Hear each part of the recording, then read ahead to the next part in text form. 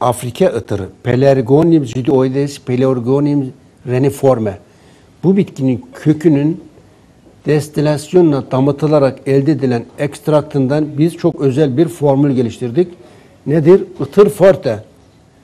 Itır forte, orta kulak iltihaplanması, sinüzit, faranjit, geniz eti, bademcik yani nefes yolları için dünyada en etkili bitkidir. Doğal olarak doğal antibiyotik olarak kullanılıyor.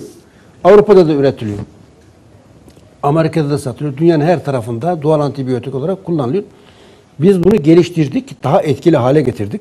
Nasıl geliştirdik? Birleşiminde ekinezya, sinirli ot, adaçayı, at kuyruğu otu, lavanta, çakır diken gibi 19 çeşit bitki ekstraktı içerir. Mesela bir beyefendi bize geldi. Eyüp'te oturuyor. Sabah sabah aradı. Dedi ki 15 yıldır öksürüyorum. 30 yıldır sigara kullanmış. 15 yıldır öksürüyor. Saat gece 3 başlıyor.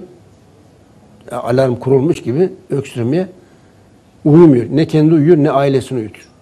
Dedi ki böyle bir rahatsızlığım var. Ne yapabilirsiniz? Deneyeceğiz. Bilmiyorum. Böyle bir durumda hiç karşılaşmadım. Deneyeceğiz, bakacağız, göreceğiz. Peki dedi. Beyefendi geldi. Dedim ki 3-4 ayda iyileşebilirsiniz. Yani tabii ki burada iksir bağışıklık sistemini güçlendirir. İksir olmadan olmaz. İksir vücudu temizler, arıtır. Karaciğer yağlanması, pankreas yağlanması, bağırsakları karaciğer tedavi etmedikçe, iyileşmedikçe hiçbir hastalık tedavi edemezsiniz. Bağırsaklar ve karaciğer için nedir? İksir, aloe vera jel şart. Bunlar detoks, vücudu arıtıcı, temizleyici. Artı hastalığa yönelik ürün.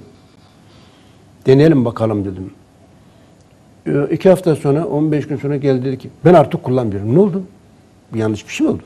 Hayır dedi, iyileştim. Öksürmüyorum.